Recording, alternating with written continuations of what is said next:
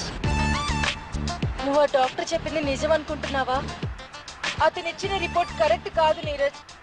ఎక్కడో ఏదో మోసం జరిగింది. ఎందుకో తెలీదు కానీ రోజు రోజుకి నాకు అన్యాయం చేయాలని చూసేవాళ్ళు ఎక్కువైపోతున్నారు.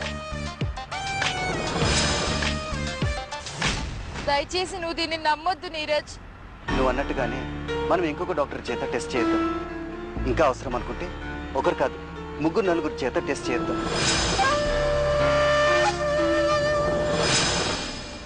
అప్పటికైనా నిజం బయటపడకుండా పోతుగా. ఈ డాక్టర్ని కొన్నట్టుగానే సంధ్య ఊర్లో ఉన్న డాక్టర్లందరినీ కొనలేదుగా. అది జరిగే పని కాదు. అయితే నువ్వు సంధ్య మోసం చేసినట్టు ఒప్పుకుంటున్నావా? తనే ఆ డాక్టర్కి లంచం ఇచ్చి మేమిచ్చినట్టుగా ఎలా చెప్పించిందో చూసావుగా.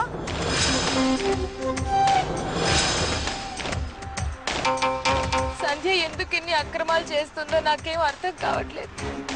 ఏం చేసైనా సరే నా బిడ్డని నా నుంచి లాగేసుకోవాలని కంకణం కట్టుకుంది. చివరికి నేనేమైపోతానో అని నాకు భయంగా ఉంది. కనీసం నువ్వైనా నా మాట నమ్మావు.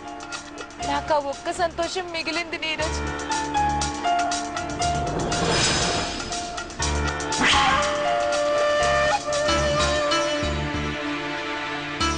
నీ నిజాయితీని ఇప్పుడే కాదు ఎప్పుడూ అర్థం చేసుకున్నాను.